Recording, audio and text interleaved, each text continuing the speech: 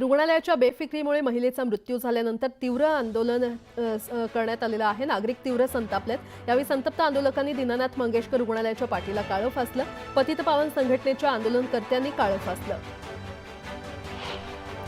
गर्भवती मृत्यू प्रकरणी दीनानाथ मंगेशकर रुग्णालयाबाहेर शिवसैनिकांनी आंदोलन केलं। रुग्णांच्या जीवाशी खेळ सुरू असल्याचा आरोप करत दोषींवर कारवाई करण्याची मागणी आंदोलकांनी केली।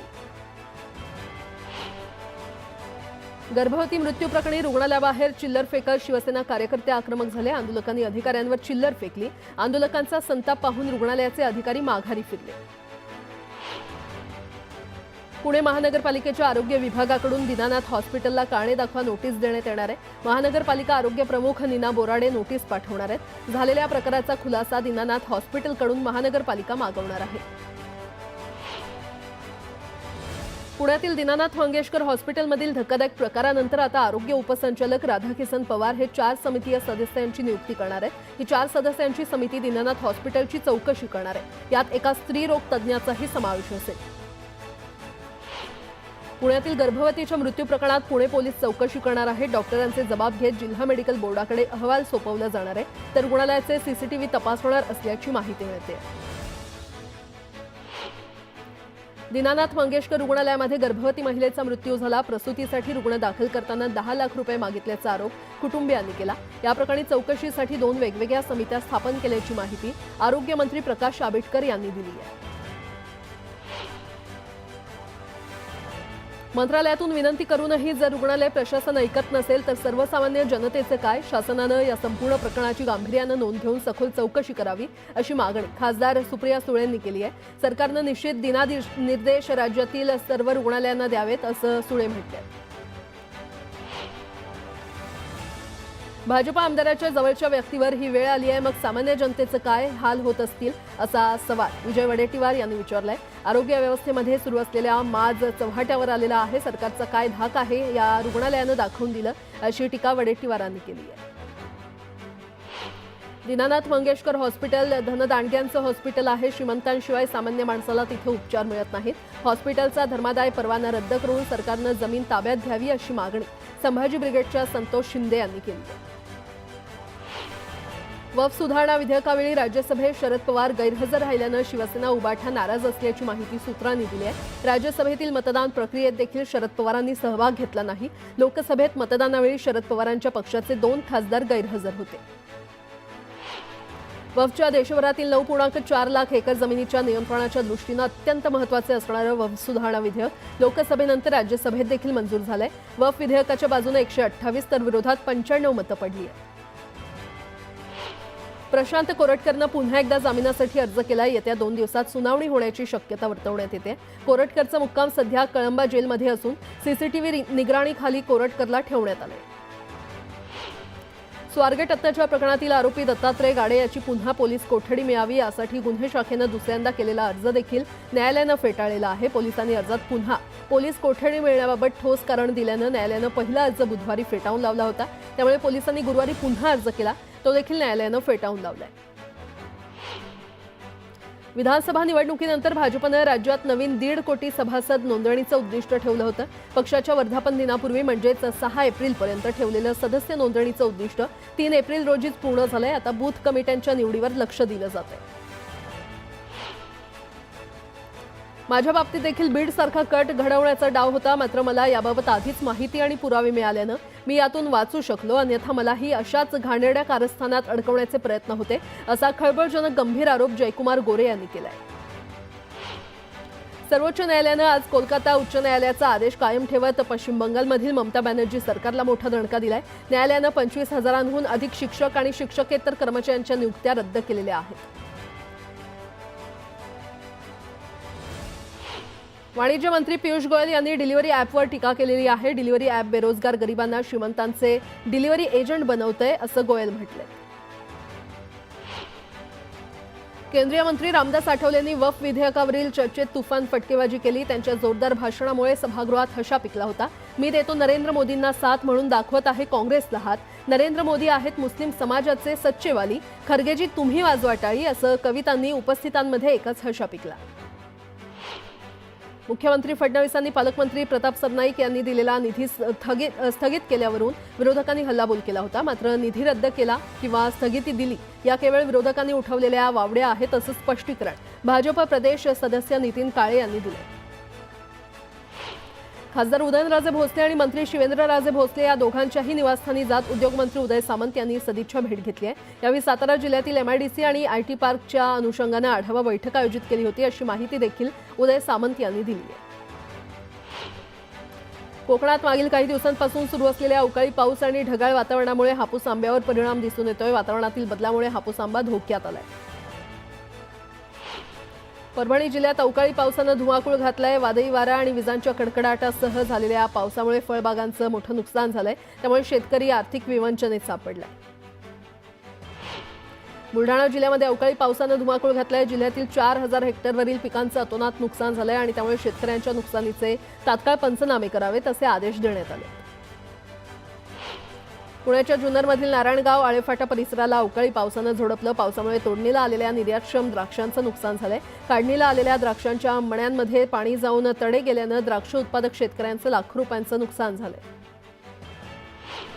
सातारा जिल्ह्यातील अनेक भागात गेल्या 2 ते 3 दिवसांपासून अवकाळी पावसानं धुमाकूळ घातला असून वीटभट्टी व्यावसायिक अडचणीत आले। वीटभट्टीवरती अचानक कोसळलेल्या पावसामुळे पाणी झाल्यानं विटांचं फार मोठ्या प्रमाणात नुकसान झालंय।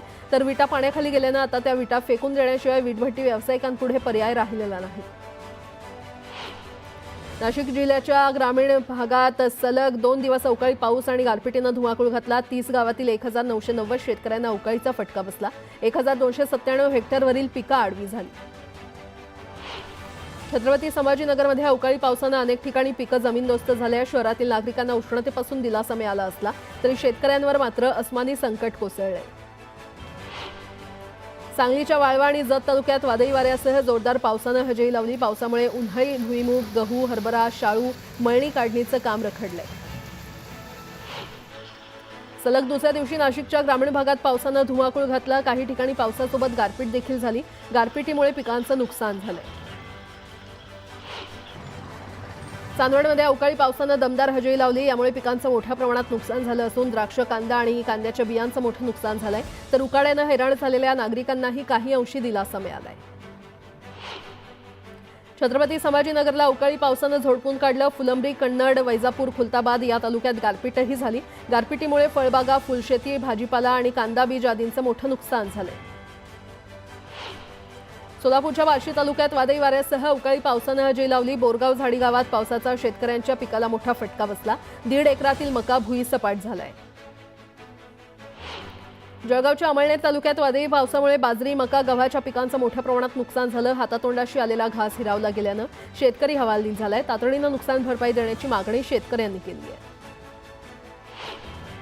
नागपूरसह विदर्भातील अनेक जिल्ह्यात अवकाळी पावसानं हजेरी लावली। पावसामुळे तापमानात घट झाली असून पारा 34.8 अंशांवरून 26.6 अंशांवर आला आणि यामुळे उकाड्यानं हैराण झालेल्या नागरिकांना दिलासा मिळाला।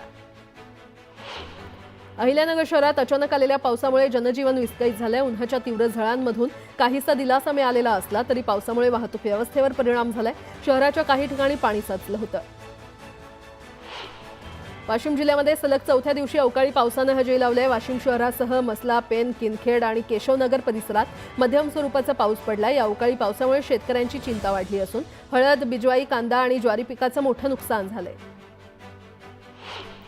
पुण्यात आजही पावसाचा अलर्ट देण्यात आलेला आहे। हवामान खात्यानं हा अंदाज व्यक्त केलाय। दुसरीकडे बंगालच्या उपसागर आणि अरबी समुद्रावरून येत असलेल्या बाष्पयुक्त वाऱ्यांमुळे पुण्यासह राज्यात ठिकठिकाणी अवकाळी पावसानं हजेरी लावली आहे। लातूर जिल्ह्यामध्ये अवकाळी पावसानं हजेरी लावली। मेघगर्जनेसह जोरदार पाऊस झाला। यामुळे शेतकऱ्यांची तारांबळ उडाली। काढणीला आलेल्या ज्वारीचं पावसामुळे नुकसान झाल्यानं बळीराजा चिंतेत आहे।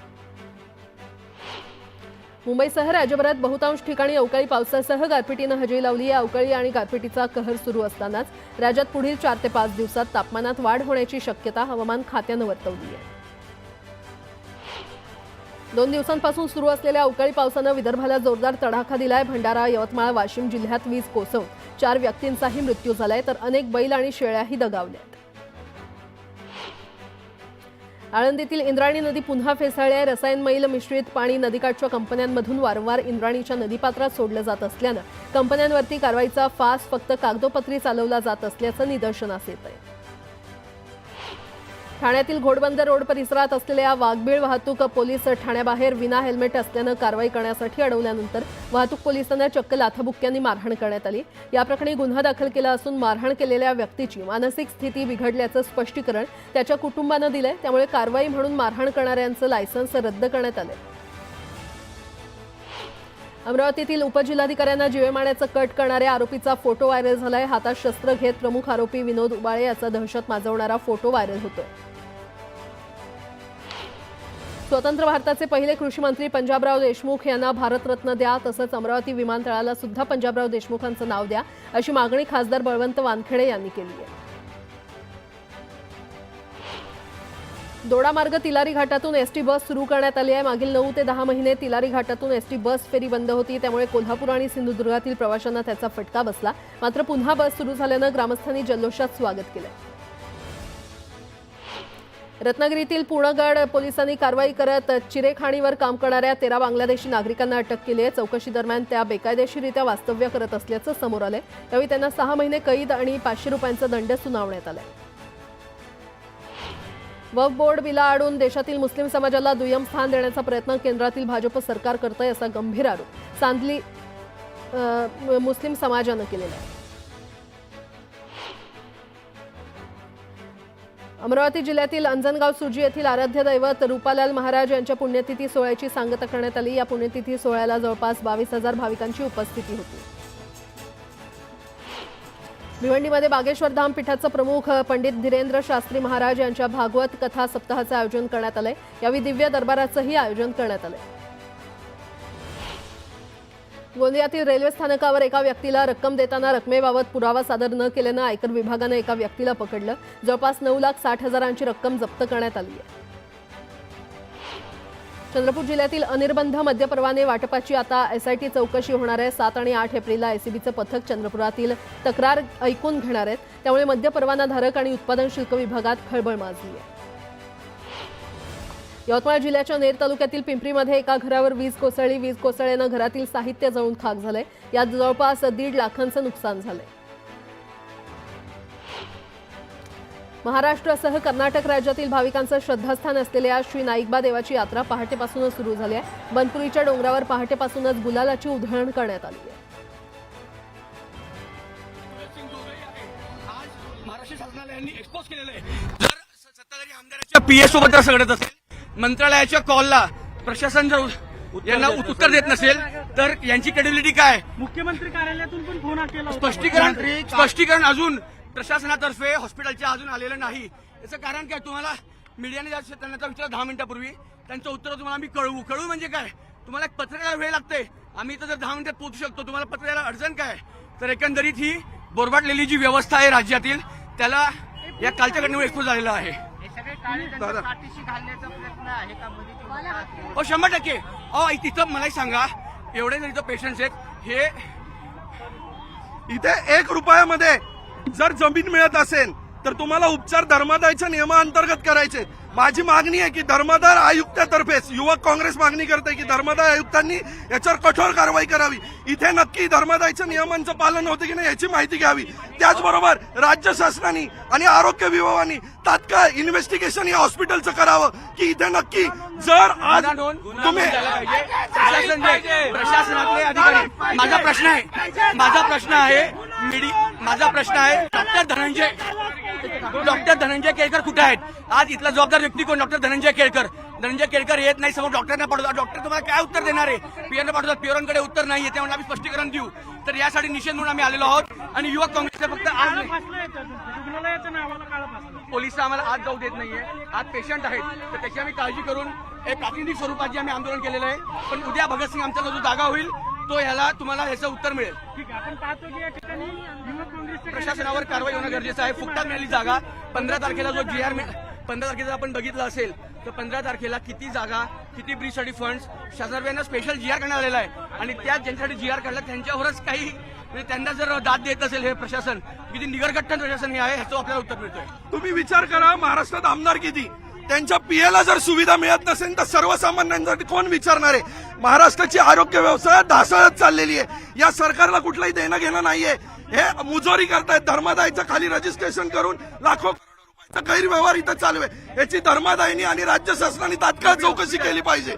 हॉस्पिटल प्रशासनाला तात्काळ जाब विचारून इथं कमिशन बसवलं पाहिजे. रुबी हॉस्पिटलवर किडनीचं रॅकेट असेल, मागचे जे काही हॉस्पिटलचे आहेत धर्मादाय आयुक्तांनी किती कारवाई केल्या. माझं मीडियाला विनंती आहे, आपल्या माध्यमातून आपण हा प्रश्न उभा करा की किती हॉस्पिटलवर, किती दवाखान्यांवर पुणे शहरात किंवा राज्यात कारवाई झालेली आहे. अशा प्रकारे आज पहिल्यांदा नाही, माझी आई इथं वारलेली आहे, माझ्या आईला कॅन्सर होतं, माझी आई इथं वारलेली आहे. त्यामुळे इथलं प्रशासन कसं आहे ते मी खूप चांगल्या पद्धतीने अनुभवलंय. आणि माझा जो उद्रेक की रोष आमचा जो आहे हा सगळ्यांच्या प्रमाणात नातेवाईक इथं असेल. त्यामुळे यासाठी युवकांना मी निषेध करतो यांचा. युवक काँग्रेसकडून हे आंदोलन करण्यात आलं. वर शाई फेकली आहे. धर्मादाय रुग्णालयाच्या नावानं जो बोर्ड होता, या बोर्डावर ही शाई फेकण्यात आली. याचं कारण केवळ 1 रुपयामध्ये 99 वर्षाच्या साठी भाडेपट्ट्याने ही जागा, या रुग्णालयाला 9 एकर जागा जी आहे ती मंगेशकर रुग्णालयाला मिळालेली होती. त्यामुळे उपचार करताना हे उपचारही गरिबांवरती का केले जात नाहीत, पैसे का मागितले जातात, हा आक्षेप त्यांचा होता. त्या पद्धतीनंच निषेधाचं हे आंदोलन म्हणून शाई जी आहे ती धर्मादाय रुग्णालयाच्या नावावरती फेकण्यात आली आहे. निवेदन देण्यासाठी 2-3 कार्यकर्ते जे आहेत ते आतमध्ये जात आहेत. रुग्णालय प्रशासनाकडून निवेदन जे आहे ते स्वीकारलं जाते. मात्र या सगळ्या परिस्थितीमध्ये एका दिवसाच्या आंदोलनांनी ही परिस्थिती बदलेल का, हा सगळ्यात महत्वाचा मुद्दा असणार आहे. याचं कारण गेले कित्येक वर्ष या धर्मादाय रुग्णालयांच्या विरोधामध्ये तक्रारी केल्या जातात, मात्र कारवाई जी आहे ती कारवाई होताना दिसत नाही. 2019 मध्ये यापूर्वी सुद्धा या रुग्णालयाला नोटीस जी आहे ती देण्यात आलेली होती. या नोटिसीनुसार 100 कोटी रुपये जे आहेत, या 100 कोटी रुपयांची वसुली जी आहे ती का करण्यात येऊ नये असा प्रश्न रुग्णालयाला विचारण्यात आलेला होता. हे सगळं यासाठी कारण जो करार करण्यात आलेला होता रुग्णालयाकडून राज्य सरकारबरोबर ही जमीन घेताना, त्यामध्ये रुग्णांना तपासण्याची फी जी आहे ती 20 रुपये इतकी असेल असं अटीमध्ये नोंदवण्यात आलेलं होतं. मात्र आज जर बघितलं तर शेकडो रुपये जे आहेत ते केवळ रुग्ण तपासण्याचे घेतले जातात. 600 रुपयापासून ही फी सुरू होते, 2000 ही फी जाते. आणि त्याच्यामुळेच या शहराचं मोठं आणि सर्वाधिक नामांकित रुग्णालय स्पेशालिटी हॉस्पिटल आहे, जिथं अनेक गंभीर रोगांवरती उपचार केले जातात. मात्र हे केवळ श्रीमंतांसाठीच आहे का, धनिकांसाठीच हॉस्पिटल आहे का, याचा उद्रेक जो आहे तो इथं पाहायला मिळतो. कार्यकर्ते जे आहेत वेगवेगळ्या संघटनांचे सलग गेले 3 तास इथं आंदोलनं जी आहेत ती सुरू असलेली आपल्याला पाहायला मिळतात. घोषणाबाजी केली जाते. आता युक्रांदाचे कार्यकर्ते जे आहेत ते सुद्धा इथं आलेले आहेत, त्यांच्याकडूनही घोषणाबाजी केली जाते. मात्र आता इथं गडबड जी होते ती एकतर ट्रॅफिक जाम होते आणि दुसरीकडे महत्वाची बाब म्हणजे रुग्णालयामध्ये जे गंभीर रुग्ण आहेत त्यांचे नातेवाईक जे येतात जातात किंवा अत्यंत वयस्कर लोक जी आहेत त्यांची या सगळ्यामुळे, इथल्या वातावरणामुळे पाचावर धारण बसले सगळे लोक प्रचंड घाबरलेले आहेत. त्याच्यामुळे पोलिसांकडून सातत्याने विनंती करण्यात होते, आंदोलकांनी इथं येऊ नका, ज्यांना काही निवेदनं द्यायची आहेत त्यांनी पोलीस उपायुक्त कार्यालयामध्ये द्या किंवा संबंधित आरोग्य कार्यालयामध्ये या संदर्भातली निवेदनं जी आहेत ती द्या. कारण इथं आंदोलनं केल्यानं रुग्णालयामध्ये जे गंभीर रुग्ण आहेत त्यांच्या परिस्थितीवरती फरक पडू शकतो. रुग्णालयाच्या परिसरामध्ये या अशा पद्धतीची वागणूक जी आहे ती योग्य नाही अशा सूचना पोलिसांकडून सतत देण्यात येत आहेत. अखेर ही आंदोलनं जी आहेत ती काही थांबण्याचं नाव घेत नाहीत. प्रचंड आक्रमक आंदोलनं सगळ्याच संघटनांकडून करण्यात येतात. व्हिडिओ जर्नलिस्ट सचिन अंचटेसह वैभव सोनवणे, न्यूज 18 लोकमत, पुणे.